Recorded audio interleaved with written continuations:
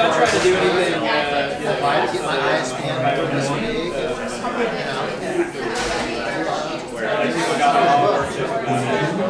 write 5,000 words this week. All right, so we're going to go ahead and get started. Keep mingling for a few more minutes, and please try to sit like in the middle, up front, kind of leisurely. Front row, yeah. We don't bite. No, it doesn't look like it tells me when I join. Yeah. I'm trying to find the email. How's everybody doing tonight? Good, great. Are you tired? Those ready. Ford's ready. Well, thank everyone for coming today. Really excited. This is our first meeting of our San Francisco chapter. So you guys are the inaugural few here, which is exciting. For those of you that don't know me, my name is Brian Brandon. I'm our PulseLocal ambassador at Gainsight. I've been with Gainsight for about 3 years, leading their brand and comms kind of programs and functions. So really excited to be with you tonight. Joining me tonight, Chris, do you want to introduce yourself? Yeah, are we using the mic? We are using the mic. Double mic, okay. Cool. Hi everybody, Chris Beaven. I am Senior Customer Success Manager at Slack, and previously was a colleague of Brian's at Gainsight, and before that I was at New Relic. We'll get into Brian. We'll get there. Yep. Well, awesome. Like I said, thank you guys for joining us. Quick shout out to WeWork for hosting us tonight, and Chase's team. Been phenomenal.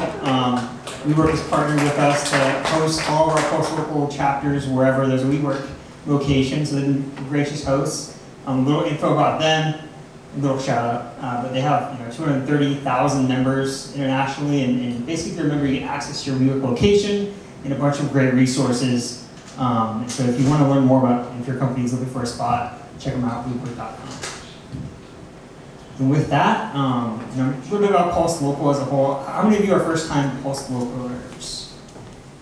A few of you. Okay, great. So PulseLocal, we have about 50 chapters internationally, and each group meets about once a quarter, every 2 or 3 months, depending on the scope and size of the chapter of the community. And we're all about really educating and empowering you guys, in your customer success journey, and really trying to elevate it from not only from a career standpoint, but from a global community perspective. So we figure if we're all meeting and talking in the same channel, we can build this community together in a very meaningful and active way. So if you're just visiting, or maybe you live down the peninsula, we have chapters everywhere, so make sure you check it out at PulseLocal HQ. Here's a list of some of our chapters. We're actually at about 2 chapters a week nowadays, so it's growing pretty rapidly. And with that, I'm going to go ahead and intro Slack. And I think there's a little, we'll skip that, and we'll intro Chris instead. So Chris is joining us from Slack, and he's the Senior Customer Success Manager on the enterprise team. And like Chris mentioned, he previously worked with us at Gainsight. So Chris, welcome tonight. Thanks for coming. Thank you. Wonderful. And so Chris, for those of you that don't know, I'd love to get in your background and really your career, not only joining Slack and then from Gainsight, but previous to that, what got you into customer success, and really how did you get to this function? Yeah, so I started my career actually in the clean tech business, energy efficiency and renewable energy. I've always been customer facing in one way, shape, or form. Really at the beginning of my career, I'd say I was more focused on the sort of field I was in and the function that I was sort of carrying out. Have always been passionate about technology, figuring out how you can work with customers and partners so they can leverage technology to sort of drive changes in their business. I've sort of developed a language in customer success over the years, so we call that driving outcomes. Really was passionate about working with large organizations, so for the clean tech chapter of my career culminated with a couple of years at Chevron Energy Solutions, which is basically the clean tech energy services division of Chevron. So I was selling large integrated energy projects to institutional clients, think state and local government, K-12 schools.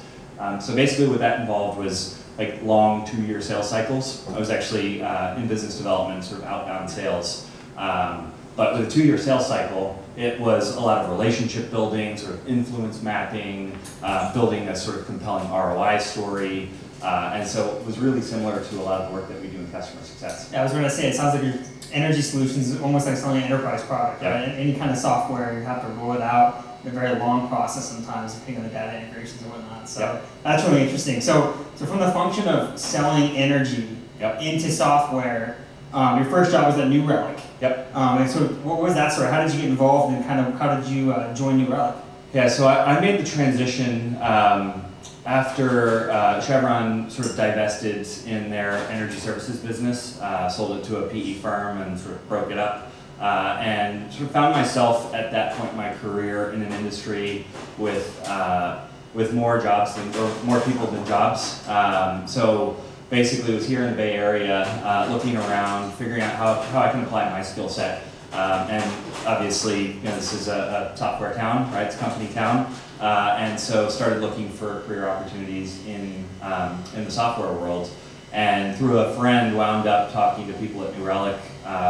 This was just at the time when New Relic was building out a customer success function. Got put in touch with their VP of customer success and was brought on as one of the founding members of that team. So had the opportunity to help sort of build out a lot of that infrastructure while sort of managing customers in real time. That's awesome. How big was New Relic at that time? I know they've grown a lot over the years, but that would be a couple of years ago now, right? Yeah, I got to the party a little bit later than I would have liked to. I got there the year of the IPO, so we were probably about like 700, but I think by the time I left, we were at like 1,000, and obviously continuing to grow, so yeah. Awesome. Well, from one large like rollout to the next, it's really interesting. And New Relic, for those of you that don't know, is a pretty technical product. So understanding how to relay that value to the IT department in particular is really interesting. And that's a problem we're having nowadays with all the products is CIOs are kind of putting up the gate. So how did you approach that, and what were some tactics you used at New Relic? Yeah, so it was a good trial by fire for me, like personally and professionally, just because we were selling into IT organizations, into DevOps teams, highly technical product, and really like forced me to learn the tech side of the business pretty quickly. You know, it was sort of on-the-job learning for me, but really an education that I use every day. So I think the important thing that I learned at New Relic that sort of served me in the rest of my career is you don't need to be smarter than your customers in order to add value, right? There's never going to be a situation at New Relic where I was going to know more about even our product than the people I was speaking with, but that didn't mean that I wasn't able to help them sort of structure programs that would drive business value. So figuring out how do you speak to people that are functional experts in areas that may be beyond your technical depth, but still being able to sort of extract out of that something that's going to translate into what's ultimately important, which is business value. I feel like it's largely similar to the role of like a graduate professor at CSM sometimes, where maybe your students studying something and they have vast knowledge on it, but it's your direction to lead them to where they need to go. So that's awesome. So from my understanding is that you reach a point where you realize you don't want to be smarter than your customers, but you do need to have some expertise in customer success and customer relationship, and that's what ultimately led you to Gainsight. So I'd love for you to talk about that transition and really how you've grown since then. Yeah, so I feel like I got a really sort of fortunate start to my customer success career in that I got on-the-job learning sort of in the tech side of the business. But I was one of the first hires on the customer success team, and we were building out process that didn't exist. We were thinking about what are the best practices, how are we going to sort of engage with customers in the right way, and that really showed me that I needed an education in the customer success side of the business, and that's actually what sort of brought me to Gainsight, realizing that I was passionate about customer success. I sort of finally found my niche, something where I saw sort of a developing career path, and wanted to go really like learn from the experts. So I had the opportunity for a couple of years to be at Gainsight. Started out as an individual contributor, and then wound up leading our enterprise team for a couple of years. But just tremendous opportunity to really like steep myself in customer success best practices, in thought leadership, and get to see hundreds of companies figuring out the same questions across different verticals, product types, touch models. So yeah, it was a phenomenal sort of complement to the tech side of the business education I got. You did a lot of teaching on the best practice side too. I think he's too humble to admit it, but at Gainsight he's one of our leaders in terms of figuring out those problems and then how do we disseminate the answers to those problems on a large scale. So yeah, it's funny. You think you're going to a place where they've got it all figured out, but the reality is, like, even Gainsight is, I think, thinking through, well, what are these best practices as this industry is developing. So it was just, again, a tremendous opportunity to sort of participate in the process of thinking, like, well, what is the right way to engage with executive stakeholders? You know, what is the right cadence for a quarterly business review? That was really what drew me to the opportunity. Awesome. And so going from one kind of high, fast scale customer success startup to now probably what we know as like the fastest scaling company ever in Slack. Yep. You know, tell us a little bit about what you're doing now actively at Slack and where your focus is. Yeah, so if you haven't noticed, I sort of see my career as an education and was really fortunate with those first 2 experiences in the software world. I realized that I wanted to get an education in sort of scale and hypergrowth, and there are a few places better to do that than Slack. So that was one of the things that drew me over, is how can I sort of apply what I've learned in a business environment that is really unique in the sort of scale and pace of growth.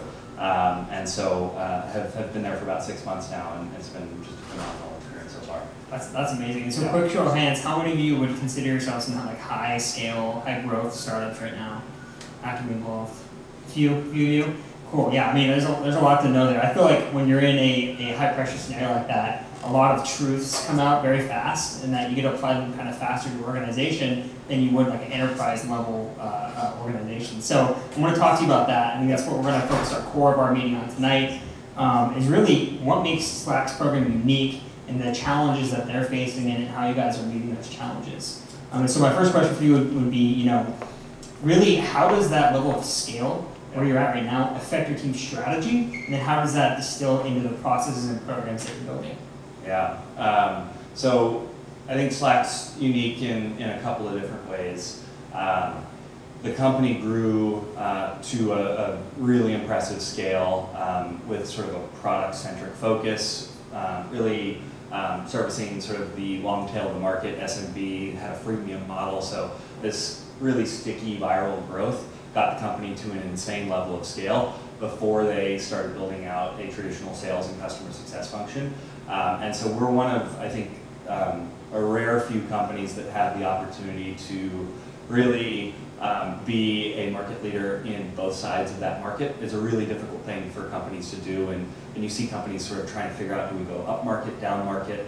You see industries like, you think Dropbox and Box, you find that there are different market segments that are really unique in the challenges they present and the opportunities for growth. Slack is right now fortunate to be really competing you know, at a high level in both of those segments. So that has presented some really interesting challenges. From a customer success perspective and a sales perspective, you know, being that that the enterprise side of the business was built on top of the foundation of like insane growth in our SMB side of the business, or our retail side of the business, that has posed some interesting sort of challenges, because we're dealing with all the same problems that any hypergrowth company is dealing with, but we're dealing with them at a scale which is pretty mind-boggling at times. So that's really unique. In terms of other things that are unique, I think you know, the fact that as customer success managers at Slack, we use the product. That's one of the things I loved about working at Gainsight, is it gives you a degree of legitimacy and sort of credibility, deep product knowledge. I'm lucky we've got that same thing at Slack, so it allows us to really you know, be deep subject matter experts in the work we're doing with our customers. And everyone can use it. I mean, no matter your function at Slack, I think that's the beauty of it as well. One of the cool things about, you know, we talked about this, about Slack's CS org, is that it wasn't necessarily to address a churn problem, correct, or a loss of customers. It was in order to just accelerate growth and double down on the expansion and renewal opportunity, correct? Yeah, so again, pretty lucky as a company that we are really thinking about customer success not through the lens of churn and sort of attrition, but instead we're figuring out how do we sort of bend the curve with what is already really healthy organic growth, And so that has helped us sort of reframe things in some interesting ways. We're not as reactive necessarily as I think a lot of customer success organizations are when they start. Typically, customer success as a function is built out to address a problem, and that problem is usually sort of customers falling out the bottom, churn, attrition. Without that as sort of the existential motivator for us, it's allowed us to, I think, have a little bit more freedom in thinking longer term, in investing, ahead of the curve. Definitely fortunate as an organization within a company like Slack. Yeah. Gives you some headspace to work out the program processes before it's a necessary element of the workflow. That's really cool. Going back to you using your own product and really scaling fast. As I said, Slack is one of the fastest growing startups. 50,000 paying customers. I wish I had that problem. But it's really cool, and it's the duplicity between SMB and enterprise, I think, is unique, because no matter who you are, no matter what company you're at, you can use Slack. How many people use Slack right here? Yeah, that's what we like to see. Good, awesome. So this next session will be great for you. So going back to the kind of challenges your team is facing, whenever we look at customer success organizations, especially new ones, there's challenges around data. Where are you getting your data from? How are you segmenting it? How are you analyzing it? Yeah. And then resources, I think, is it number two, kind of right when your program launches. Where are we going to get these people from? Is the CEO bought in? Yeah. Can you speak to the specific challenges Slack's had in those categories and how you've addressed them? Yeah, so I think I might have scribbled those notes down late last night. I'd actually put resources ahead of the sort of data challenge. And when I say resources, literally as basic as finding good people fast enough to sort of meet the needs of your customers. Figuring out how do you, sort of resourcing in the context of time, how do you not just get sucked into being reactive and sort of like fighting fires, instead taking that half step back and thinking more strategically. So even if you're not sort of being built out as a customer success function to address a churn problem, as an individual CSM, you're still going to step into the role and you're going to try and meet whatever challenge is right in front of you head on. Oftentimes, if that's all you're doing, you sort of miss the forest from the trees, and so sort of time management as an organization, prioritization, and then just literally trying to grow the team and scale out and retain our unique company culture when we're adding, feels like a new hire every week. Yeah, that's amazing. So going back to the hiring portion of that, what do you look for? It's a high kind of impact, high growth mentality. What kind of CSM qualities do you look for? What kind of people do you look for? What does that hiring process look like? Yeah, it's there's not necessarily like a set profile that we look for. Culture fit is probably one of the most important things that we really value because I think that's what is going to keep this sort of business on its path. But we definitely are bringing people on board that have done this before. I was lucky to start my career in customer success when hiring managers didn't really have the luxury to just say, I only want to talk to customer success managers, because that population wasn't big enough. We're getting to a point now where definitely there's people that have been doing this for 3 to 5 years and have experience sort of in sort of a similar context. And then we also, I think this isn't unique to Slack, it's certainly the case at Gainsight. We've got a lot of folks that formerly were in the consulting world that we've brought on board. But at the end of the day, it's about finding people that are going to be culture fit and that are going to just be able to add value as sort of problem solvers, as strategic thinkers. So that's really what we look for. When it comes to specialization of your team, I know that's huge as you scale and as you want to get more efficient by function. How have you seen that progress at Slack? And when it comes to sales versus renewals and all that, how has that really affected your segmentation and specialization of your team? Yeah, so it's been interesting to sort of watch in real time because we're growing so fast. It's kind of like watching a kid grow up right before your eyes. I sort of use the analogy with Slack's org structure, especially on sort of the post-sales side of the business. Of cell division. It's like watching sort of a biological process. We started out, again, on this foundation of really strong growth led by the product, sort of in our retail side of the business. We've built out what we call sort of an accounts team, right? Literally just generalists that were going to do stuff with customers, right? That's where we started. And then sort of slowly but surely, I shouldn't say slowly, it happened actually really, really quickly. We built out a proper sort of enterprise sales function, focused on segmentation in terms of both region as well as sort of SMB, enterprise, large enterprise. Started building out more specialization in the sales organization, SDRs, sales ops, executive programs. So you're starting to see these things sort of split off and each function get more and more specialized as we scaled. And then one of the sort of most significant divisions of the organization, if you will, was the creation of a customer success function. And then within CS, you've gradually seen more and more specialization. So now we've got a high touch team, we've got a scale team, we've built out a renewals team, we've built out a professional services organization, which has now 4 distinct functions underneath it: engagement managers, solution architects, folks specializing in learning. We've built out a technical customer success function. So all of these things have been sort of an effort to increasingly specialize as we scale. Yeah, it's definitely been an interesting sort of process to watch. That sounds amazing, and that level of specialization and growth at that period of time, because all this has happened pretty suddenly, correct? Yeah, we brought on our global head of customer success February of last year. Yeah, wow. Yeah, and our global head of sales, I think he just had his 2-year anniversary like yesterday. So yeah, it's happening. So if you're in a company where your CEO is like, this will take 2 years to scale, tell them, just point at Slack, like, we can do this in a year. And it's on you, so sorry for that, but it is on you.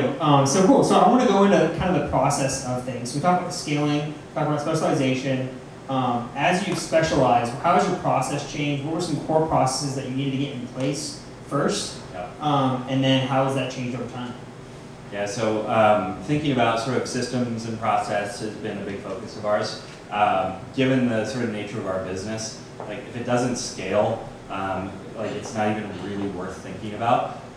It's obviously there's always a situation where you just need to throw people at a problem. But given how fast we're growing, we need to be smart. We need to think about systems and processes. So, we have done a lot of the things that I think probably you guys are doing in your companies, starting to think about the customer lifecycle journey, map that out. Think about how do we identify key stakeholders, how do we think about sort of value proposition, how do we build out collateral and assets, and so we've been doing that at a fairly rapid pace. But we're at a point now where we've got an operations person on our team, we've got someone focused, we've got a content strategist, we've got our customer success function that's now distinct from technical customer success and services. So it's definitely a work in progress. Like we're continuing to roll things out every day, but I feel like we're at a point now where we've got a lot of it fairly well operationalized. That's awesome. Having a content strategist, I feel, is huge. Does content marketing live under customer success? It does, yeah. So the way that we are structured is basically our whole customer success organization includes our services organization, technical customer success, and traditional customer success. Post-sales is that all renewals. That all rolls up to our global head of customer success, and then she reports up to our global head of sales. So we are, if you start day one on at Slack as a CSM, and a lot of the stuff sort of has sales, which I like. We're increasingly starting to sort of call out customer success as its own distinct function within sort of the broader landscape of the company, but we are definitely solidly a part of the sales organization. Awesome, that's really cool, because that's not common in a lot of companies. Usually it's completely separate from the sales, and they just report a renewal or whatever your AR upsell is that you're in a lot of organizations. Yeah, I've seen a lot of different variations. I personally really like this structure. I feel like it works for us as a company. Well, awesome. Yeah. Cool. So we're going to transition because everyone's a Slack user. So we're actually going to transition more over to how you can use Slack as a CSM and some tools and workflows that you can use integrated into Slack to help you guys be more efficient and deliver some more outcomes. Does this sound great? Yeah. All right, cool. So, automation and transparency is something that I think every CSM is trying to make, and every professional really trying to make. How do I automate these processes so I can go focus on more strategic things? And then how do I make these processes more transparent so that way my boss or cross-functionally, they know what's going on. So, really, how is Slack trying to automate their customer success teams in Slack? And then how would you suggest other companies approach this problem? Yeah, so first of all, I wasn't a Slack user before joining the company. I did not broadcast that during the hiring process. But we at Gainsight, I think we rolled out Slack like 2 weeks before I left. Yeah. So I didn't really get to sort of like live and breathe in the product. It was great, however, sort of watching Gainsight, a company that really understands the importance of rolling out software and thinking about change management. Brian headed up that initiative and did a great job of that. That's good. But I didn't really get to like live and breathe in the product. It was definitely interesting to jump into a company using its own product at, as you can imagine, a really sophisticated level. Like just the sheer volume of stuff happening within our Slack instance is a little bit mind-boggling when you just step in on day one.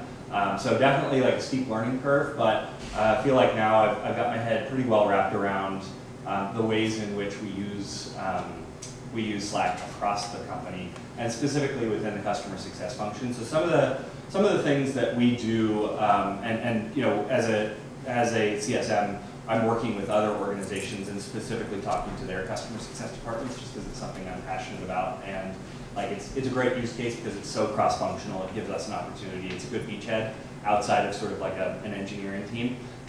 Some of the things that have been really impactful, just having a clear channel naming convention.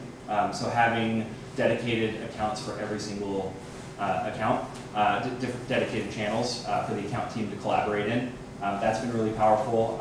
In terms of channels, we also have sort of project-oriented channels. So we've got a channel for our health score project, for our customer lifecycle project, for our product feedback initiative. All of those things create sort of a hub where anyone who's interested can collaborate on trying to solve problems, whether it's with a specific customer or whether it's more internally facing. So when you have like an escalation for an account, do you bring your support team into that channel and they deal with it there, or is it another process? Yeah, so we actually, we have a Red Accounts process, and that lives in Salesforce right now. So we've got a Red Account object in Salesforce, and what we've got is a Red Account bot that we've written, which basically takes those updates and puts them in channel.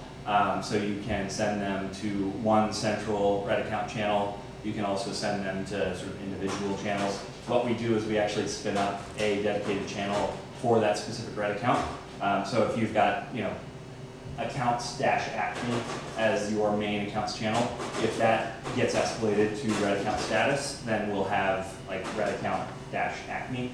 And that's generally sort of more of a triage channel than the typical stuff that would get posted for a customer that isn't at risk. So you'll often have execs in there, you'll have engineers in there, you'll have folks on support in there, and the goal of those is ultimately to close out the Red account and then actually archive that channel and go back to sort of business as usual. I think using Slack, how many of you guys use Slack purely as a communication tool right now? A few of you. So I think really the value of like using Slack in context of customer success is building it into like a workflow, and pulling in all your data sources in there. So I think that's really interesting from the Red account, kind of the risk analysis standpoint as well. And we do the same thing for our success plan object. We do the same thing. We've got renewals workflows that are built into Slack, and we also basically have a deal support request sort of button on the account object where you can request a CS resource. So at the scale we're operating, not everyone has a dedicated customer success manager, but some of our enterprise AEs will say, hey, I'd really love to pull in a customer success resource. They basically fill out a DSR, and then that goes straight to a channel that's managed by our enterprise team. Okay, awesome. Yeah, that's really cool.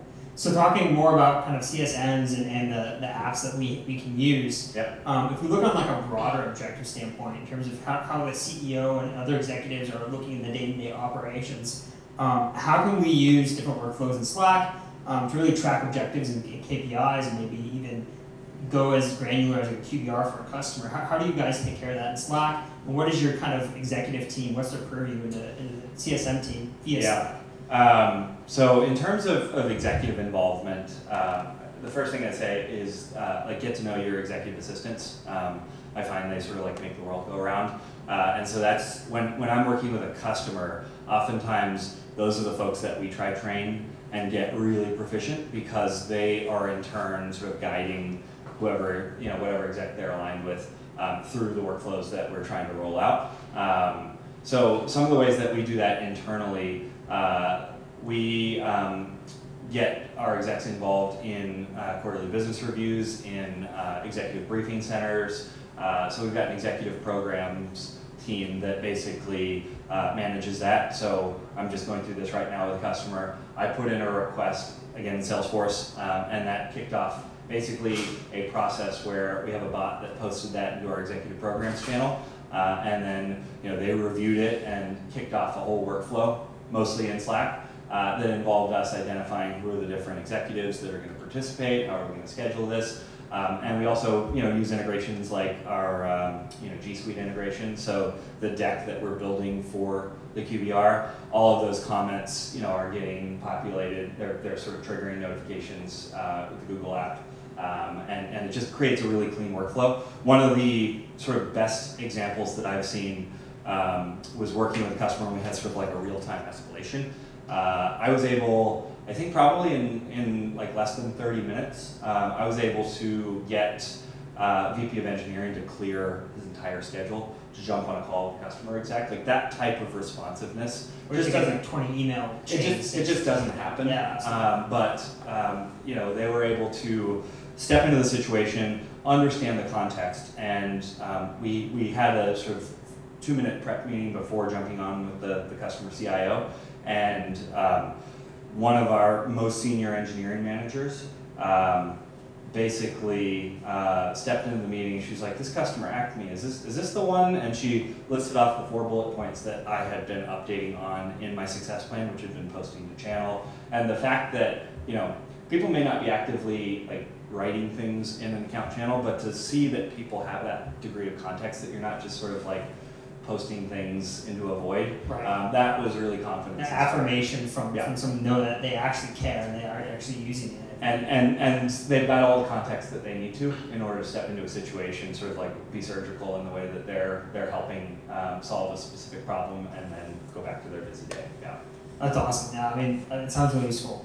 I'm not a CSM, so I'm hearing these things. That resonates in some ways with marketing when we get brought into channels and stuff, so it's interesting. So if we're looking at in terms of transparency, like we just stated on, and going out from transparency to overall value, being at a company, I think is better context that wasn't as open as Slack as I feel over some Gmail and whatnot, and moving out just the process in the whole. Like so what is the value of your customer? Does it make you more agile? What is the actual end user experience that is worth looking at customer success workflows in Slack? Yeah, I think agility is a good word. Transparency. Every now and again, we will even default back to like spinning up a sort of multi-party direct message, and you'll be communicating with 3 people, and you'll be like, crap, there's a 4th person that needs this information. And so that's the type of stuff that really encourages us always to bring things back into public channel. So we try and default to this sort of spirit of sort of openness, which requires sort of establishing a culture where people are going to feel comfortable and confident putting things out there. It also sort of it leads to some really interesting cross-functional collaboration. So we don't really mandate who's supposed to be in what channel. We use user groups to like add people in, and we've got some org-wide announce-only channels that are mandatory. But by and large, it's up to each individual user to decide where they want to be, what they want to pay attention to.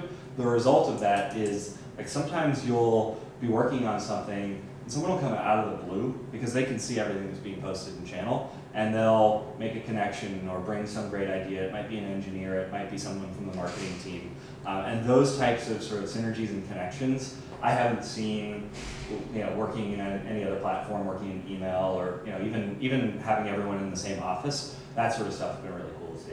That's awesome. And going further, I know like Slack has this very cool networking effect. Yep. It's like an organic family type feeling that you bring to your customers. Can you talk a little bit about how people can use Slack to help do that with their own customers and what that looks like? Yeah, so it's definitely like the vision of Slack is to help create this network effect, to allow, first and foremost, people to collaborate within teams, and with the release of our Enterprise Grid product, to allow teams within a large organization to communicate with one another. What we ultimately want to do is enable companies to collaborate with one another. And so one of the ways that we're going to do that is through shared channels, which is something that's currently in beta. But even more simply, we at Slack, and a lot of our customers do this as well, we will just invite people in as single channel or multi-channel guests. So I am a guest inside of the Slack org for all of my customers. And so that's really where I'm communicating, collaborating with them. As a CSM, it's a great way to sort of like demonstrate the possibility of what can be done working in Slack. So we start to train them. We use, for example, a standard convention in most of our channels where we'll use emoji, specifically like a blue dot, a white dot, or a red dot to indicate the severity of a request, right? And we'll have like a triage process where there's sort of clear ownership and a schedule of who's manning those specific channels. We will then use sort of the reaction emojis, the reactji, in order to indicate when someone's looking at it. So we'll put a pair of eyeballs on it if someone's looking at it, which basically says, all right, someone's got this, I don't need to like sweat about it. It also means any other sort of subject matter expert that's looking at that, they'll grab the next one because someone's already on it. And then we use the green check mark in order to indicate when something's actually been closed out. So we've established that as sort of a standard operating model within Slack. We've created a bot that actually lives in some of these key channels that scans the whole message history looking for things that have those dots, right? Qualifies as a request, and then it'll scan for things that may or may not have those eyeballs or the check mark, and it will regularly spit out an automated message saying, there are 3 triage requests that haven't been addressed yet. You can type /triage and it will automatically pop it up and link you to the message. So we do that internally.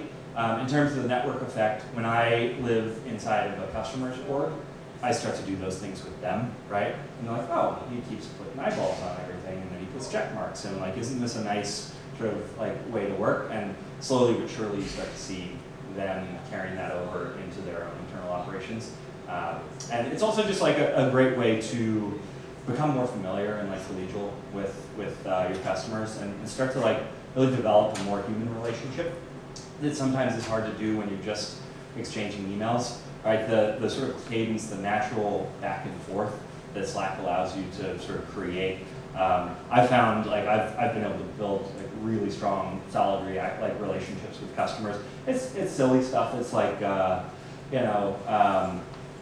we were talking about an executive briefing center, and I was like, oh no, that timing's not going to work. The AE on the account, he's actually got another executive briefing center with another customer that afternoon. We're joking back and forth with the customer, and I wound up using Giphy to send him like a GIF of Mrs. Doubtfire from the restaurant where he's switching back and forth between tables. And like little things like that allow you to just like build a human connection. When they sort of put the eye roll emoji on something you write, and it just allows you to sort of take things to sort of a deeper, more personal level than you might when you're just sort of writing formal emails back and forth. That kind of human first mentality and everything we do, I think for customer success managers, that's your first job, is building trust in your customers. So that way, no matter what happens with the product, they know that you're there for them. And I think that's a really important aspect. And so I'm interested, after the keynote, after this thing, talk to you guys about how you guys are building some human first type connections with your customers. Building that trust, I think, is imperative. Yeah. I've also tried to sort of condition customers. I may or may not have like sat on an email until the end of the day, and then when they hit me in Slack, I get back to them in like 2 minutes, just to sort of really hit home the fact that it's the carrot and the stick. Exactly. Right? Yes. Yeah, absolutely. I'm guilty of that too. Well, great. So we're actually going to open up to any questions you might have for Chris about Slack, about using Slack, or about anything customer success related. Hi. Thanks for the talk. It's great. So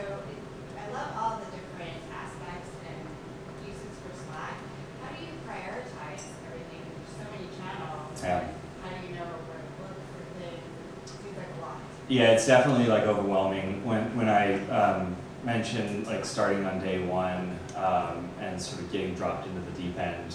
It was pretty overwhelming. I remember distinctly one of our onboarding sessions, the director of our scale team, she was leading us through something, and she was like, "Oh, you guys should probably be in these channels." And I was like, it was a Wednesday of my first week, and I was like, I think I might actually sort of like have my head wrapped around this thing. And she used a user group to add us to like 35 channels, and so my sidebar just immediately popped up with all this stuff, and I was just like having a minor panic attack. Fortunately, I started the week before Thanksgiving, so I had like some time to decompress after that first week. But it's definitely, one of the things that we often hear is, it can be noisy to sort of like live and work in Slack. So, viral organic growth is definitely like one of the things that makes Slack a special product. But as you scale, having some degree of governance is really helpful. So we use things like, we've got a channel naming convention, right? So anything that's CS oriented, we'll start with the convention, for example, CS dash, or sales dash, or marketing, or PD for a product team. That really helps you figure out where you need to be. Leveraging keywords, highlight words, making sure people are leveraging @ mentions so that your attention is being called to where it needs to be. The sort of flip side of that is making sure that you're really judicious about using like @ here and @ channel, so you don't sort of cry wolf. We are focused on trying to like optimize the sort of user experience. I think there's some stuff on the near-term roadmap which is going to make organizing things a little bit more intuitive and easier. But yeah, I think the thing that I've really leveraging search is really important, right? One of the things that I've really tried to embrace is this idea that everything in Slack is sort of both fleeting and permanent. Meaning, like if you're away on vacation and you come back and there's like this massive backlog, like it's probably doesn't deserve your attention, right? Unless you need to go and find it, in which case you search for it, which is sort of the archivability of everything and the fact that everything sort of is permanent and searchable. That really gives me confidence that I'm not going to miss anything. Like I'll find it when I need it. And then the other thing I would say is like, anytime I'm trying to figure out what's the right way to do something in Slack, try to draw a parallel in your mind to what would we do if this were a real life situation where we're actually in a room together. So we'll use examples like, what would the nature of the conversation be like if you're having it in a room like this versus if we were in a football stadium, right? So that sort of stuff helps you understand, okay, maybe in the football stadium, nobody else can post in channel, just whoever is announcing over the PA system. Those are the types of things that I find are really helpful. And when you're like, boy, like how do I figure out how to get brought up to speed on something that I've missed out on? What would you do if you were in a room with someone? You'd ask them, right? And they'd point you to the message. So it's always less complicated than you think it's going to be when you start. We'll take Bill, and then you. So I assume that in large enterprise like Slack, there's resistance. I have email resisting and all that whole thing. So I wonder what your team's role is in helping overcome that kind of stuff. You have a professional services team as well. So yeah. Maybe there's a technical part of it, but. Yeah, so it's a great question, and we do encounter some of that. The reality is we're really fortunate in that most of the large enterprise deals that we are selling, you've got pockets of people that have been using Slack since like 2014, meaning you don't necessarily have as much resistance as you think. More often than not, the challenge that we have is an IT organization will realize like, okay, we've got all these free teams, let's get them on a plus plan or on a standard plan so that we've got sort of, message retention and we're not like losing messages on the free product because of volume, right? We want to ultimately upgrade to the enterprise grid plan so that we've got sort of DLP, data loss prevention, e-discovery capabilities. We want to bring everyone under one roof. We want to use SSO, right? Oftentimes the challenge isn't how do you force resistant users onto a product. It's more how do you make sure you don't screw up what's already working, and how do you like not turn it into the sort of like heavy-handed IT project that everyone's going to abandon Slack and go to something else underground. So that's interesting. So if I'm on a free plan with my little team, it's going to slightly change for me if it goes to an enterprise plan.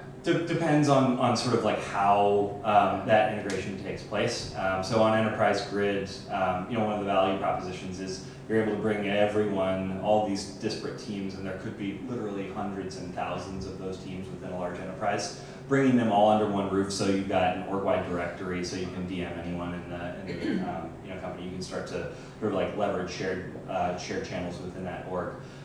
Certainly, like our goal as a customer success organization is to ultimately drive towards like full wall-to-wall adoption of the platform and to focus on driving maturity of usage. And there are definitely, you'll encounter departments that aren't using Slack or stuck in a different way of working. Really, the way that we try and address that is by trying to understand like what are these different teams trying to accomplish, sort of going through the process of doing discovery sessions, surveying, doing sort of the user interviews to figure out like where can we create a solution that's not going to completely disrupt the way you're working. One of the things that I always recommend is like, if you're trying to figure out how to do something in Slack, don't just invent something new for the sake of it. Figure out how you can sort of augment or supplement existing processes. And at the end of the day, like Slack is a product with like great usability. It's got a great user experience. If you can figure out a way to tie that in to what people need to do just to sort of like take home a paycheck, we find, and then there's sort of like a tipping point at which you're like, well, 95 people out of my 100-person team are doing this thing. I should probably come along. Yeah. I think another kind of add-on to that, I was the Slack adoption champion at Gainsight, and I think taking that point where it is like a communication tool in your team to a workflow, this is true for any product, by the way, if as a CSM, if you know the value someone wants out of your product, and you know that it has that capability, educating them and enabling them to do that, and then enabling them to be advocates for your team and training other people to do that, I think that's super powerful. Your team's doing a wonderful job of that. Yeah. And I know like Slack is very common just to be a communication chatbot or it's a chat function, Yeah. whereas it really is a hub and a network for all these other integrations and apps and workflows. Yeah. So I think your team is doing a wonderful job with that as well. Yeah, appreciate it. We're also lucky. There's sort of like a shallow end of the pool with Slack as a product, meaning like some people are perfectly happy direct messaging each other and like using Giphy every now and again. That's not enough for us as a company, right? Like we know that the platform can drive so much more value, but the fact that it's not sort of an all or nothing proposition definitely makes the customer success function easier because you can sort of take people to that next level of maturity and then the next after that. You don't need to necessarily swing for the fences and like do the entire company all at once, like super mature, deep usage. It's a gradual process, and part of our job, frankly, is to kind of get out of the way. Same with our sort of IT partners that are trying to manage this stuff. Let people be creative and innovative and like empower them with the resources. So how can we help put on a workshop so that they understand how to build custom integrations, and how can they, as an IT org, build like an approvals and security review process, and then just like let people do what they're going to do. Give them a taste of what's possible and step out of the way, because we would be the bottleneck if we didn't try and sort of embrace that mentality.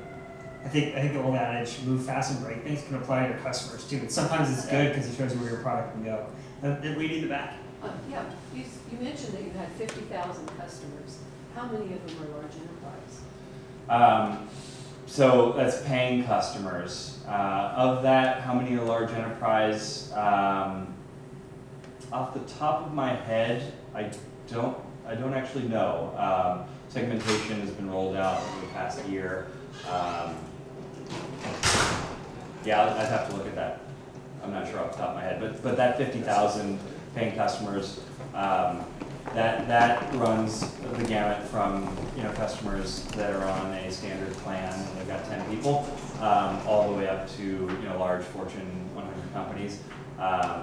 And then we are pretty evenly distributed between what we consider the retail side of our business and then what we consider sort of the bespoke side of our business, which is SMB enterprise and large enterprise. But the specific breakdown between those three, I'd have to check on.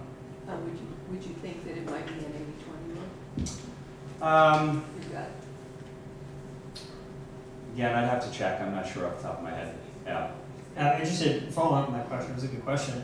You know, because Slack has a freemium model, and that upgrades from freemium to kind of the paid structure. What do you guys see, and you might not have the data for this, by the way, might be asking that question. Yeah. What do you guys see in terms of the conversion of SMB and enterprise that are on free models or different workspaces to that paid or enterprise grid type model? Yeah, so definitely we've got levels. We've got the free plan, we've got standard, plus, and most recently the enterprise grid product. It's exactly what that conversion rate is. I'd have to ask someone in sales, but you know, it's a phenomenal opportunity for a sales organization to basically have data from free teams to prospect into. So generally, most of the conversations that we're having, you know, in our SMB and our enterprise segment are with customers that are already familiar with the product. So you're sort of cherry picking people that have been on a free plan and using in a really healthy way. More and more as we sort of penetrate deeper into the market, specifically in large enterprise where maybe there's more like IT controls and people aren't able to sort of spin up free teams using a work address. That's where we're starting to have more and more sort of like net new conversations. There's always pockets of usage, free or paid, within any organization, but that's more and more where we're starting to have really the sort of how do we have like the wall-to-wall conversation when there's nothing there today, and so we're sort of building out that muscle. I think you know, one of your specialties right now is the high touch. And I think at that segmentation with that many customers, that's why getting a high touch program initially and getting that going and worked out is so integral. That's great. Any other questions? Yeah, so you have your high touch customer success team, and what about how do you treat the rest of the, you know, the pyramid, the SMB and the even like, you know, people that are in the plus or the standard or the free? Yeah, so what are the ratios there? Great question. yeah, we've got let me think. I think 4 different tiers within our customer success organization. So our high touch team basically has 3 different segments that we manage. We've got large enterprise, that's what I'm aligned with, where we've got the lowest ratios. We've got sort of a middle band within high touch, and then we've got more of sort of a scaled model. And then we've got like a full scaled operation where we're thinking about how do we operationalize things so that there is no named customer success resource. And then within that segment, there is an opportunity through that request process for an AE to bring a CSM into a deal, usually for like a limited time, just to sort of like focus on sort of training or enablement or rollout. Is that pre-sales or only post-sales? That's post-sales, yeah. Post-sales. Yeah.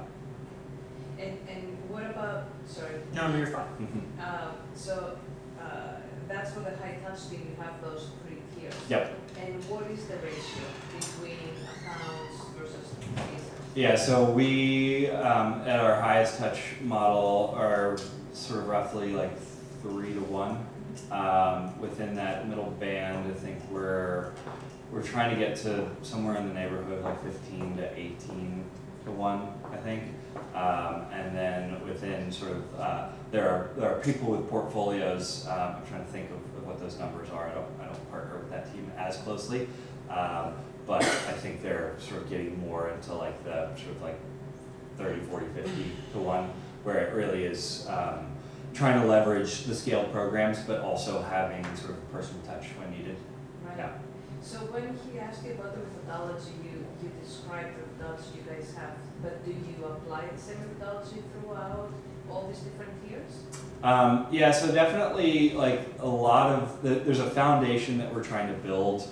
So we've got things like, you know, a monthly admin roll-up that we are sending out and making available to CSMs to share with their core contacts. That's the type of thing that we're trying to build sort of as a foundation that's going to be applicable to all of our customers. And then on the scaled side of the business, there's a lot more that is done sort of at scale. We're building out a champions program. So a lot of sort of like the one-to-many type of initiatives are focused on that side of the business. And for a portfolio in large enterprise, those same functions will be carried out sort of in a more white glove fashion by the CSM, but oftentimes we're sort of borrowing from the same asset library. Yeah. Yeah. Some clarifying questions on that. When you were going through the ratios, is that CSMs to customer or CSMs to AE? CSM to customer. Okay, so, and also you mentioned the Champions program? Yeah. What's that? Yeah, so that's another sort of one of the, when we talk about the organization sort of increasingly specializing as we scale, we've got someone that's focused on our champion programs.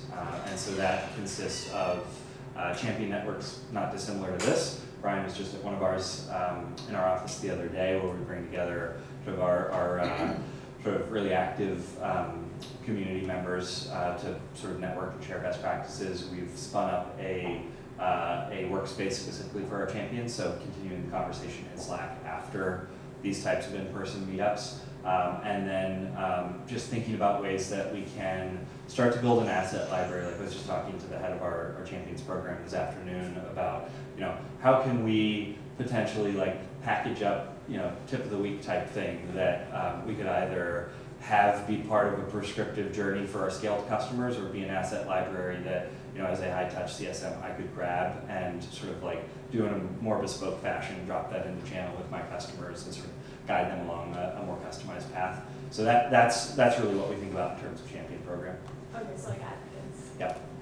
And I think, just to piggyback on that, I think putting your customers in different contexts sometimes and with different mix of people is super powerful. Like you mentioned, the champion network, you'll get feedback from that meeting that you might not get from like an NPS survey. So you're talking to each other and understanding different problems at different levels. And so I think it's super powerful to integrate that type of physical event or digital event, however you host it, into your mix of customer feedback. I think that's really powerful. It's also been a great way for our execs to get line of sight into what's happening with our customers, so they participate in those events, and oftentimes it's like really informative for them to sort of hear it straight from the horse's mouth. Great. Are you using health scores in large enterprise, and if you are, what variables are you looking at? So we are really sort of mid-flight with a lot of those initiatives at the moment. What we've built is sort of a beta, what we call a maturity score. So we've got plenty of data at our fingertips, but trying to like make sure it's reliable, it's understandable, it's actionable. Is sort of the task that we're focused on at the moment. Trying to like benchmark against peer groups.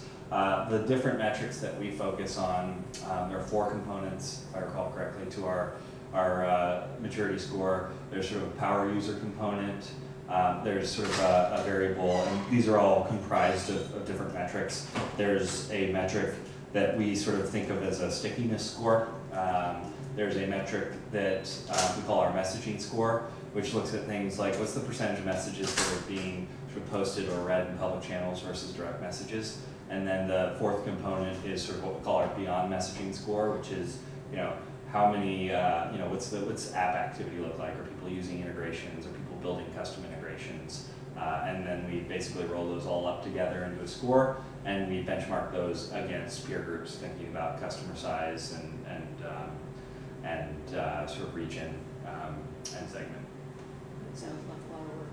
Yeah. No one said it'd be easy, right? Yeah. We're hitting one. On the topic of health scores, you had talked about a differentiation between sort of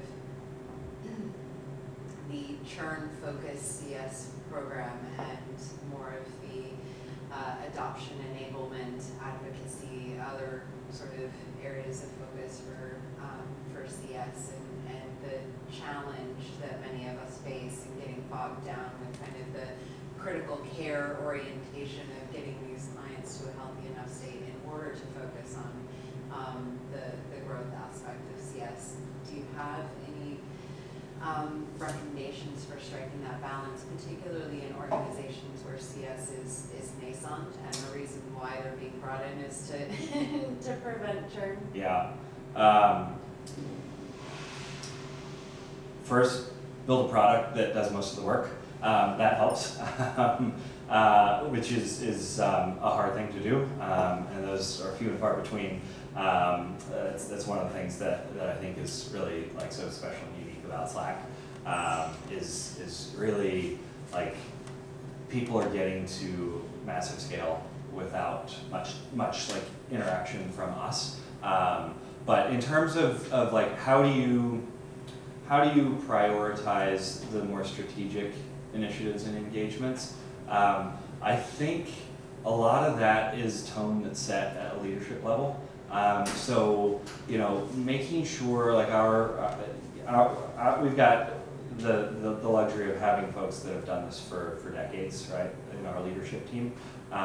You know, when they say things like, we're gonna have customers that churn, right? That's part of this business. We just wanna make sure that we know about it, right? So switching from like, make sure you don't lose a customer at all costs, to make sure that you're embracing a spirit of transparency and like proactivity. Don't like penalize people for raising risks. Like we do silly things, like we just had a Red account meeting this morning, and like when someone comes with a new risk, like we'll pull up the dashboard, any new risk, we'll like clap them in, and then we like clap them out when you close out a risk, right? Just trying to like celebrate and sort of make that a welcoming process. And then I think, you know, I managed a team at Gainsight for a couple of years.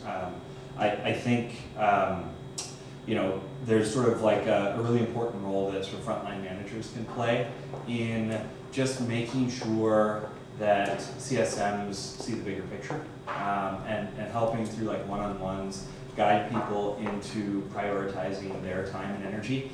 One of the things that we just did, which was extremely valuable, is just going through the process of putting together a portfolio plan. So looking at metrics, and like I had a review with my manager where I had to justify why I'm considering this customer a low priority versus another.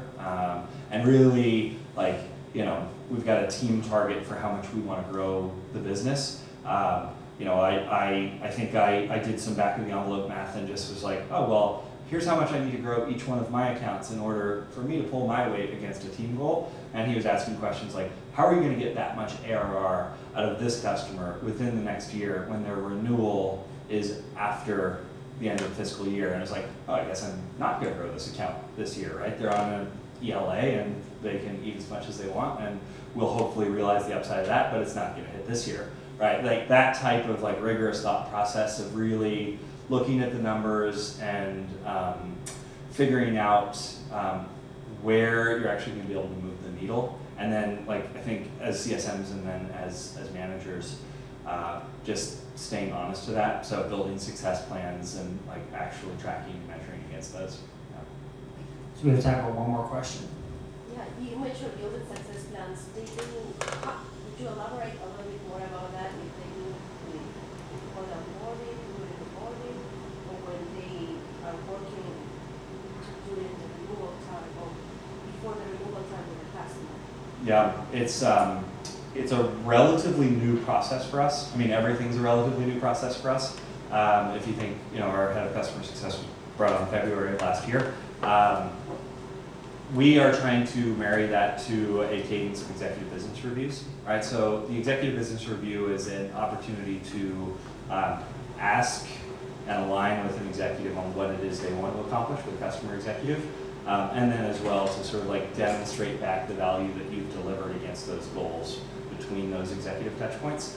Ideally, you're working as a sales organization to identify those goals so that when you start with a customer, you've got a clear set of objectives to execute on, but then it's ultimately up to the customer success organization through that cadence of quarterly business reviews to make sure that you're aligned on objectives and then actually executing and delivering value.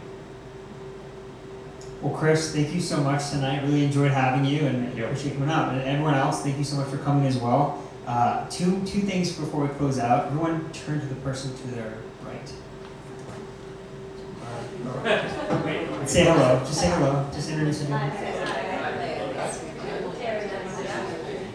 We're all in this together, and now we're all friends. So, you know, we're going to keep the conversation going. We're launching a new PulseLocal workspace on Slack so everyone can connect, and we're really hoping to grow this over time. So more and more questions. If you have questions about what you're facing, you know, contribute. We want to really just extend the PulseLocal meetup and the discussion past the physical space into the digital as well. And then also our next event is going to be on July 24th. we're going to have we had a speaker, Nicole Paradise, I'm going to be her. And then she had a schedule conflict. So the date might change about from the Tuesday to the Thursday, but we're going to have a great speaker for that as well. So check that out on PulseLocalHQ.com. And then if you haven't signed up and you're just here kind of naturally, make sure to sign up at PulseLocal HQ for our next meetup and for our newsletters and for the Slack community where you can join everyone in the discussion as well.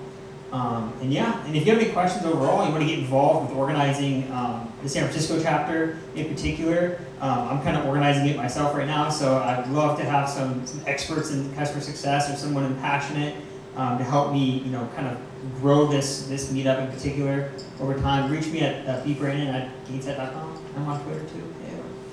Yeah. And yeah, thank you guys so much for coming. Appreciate it.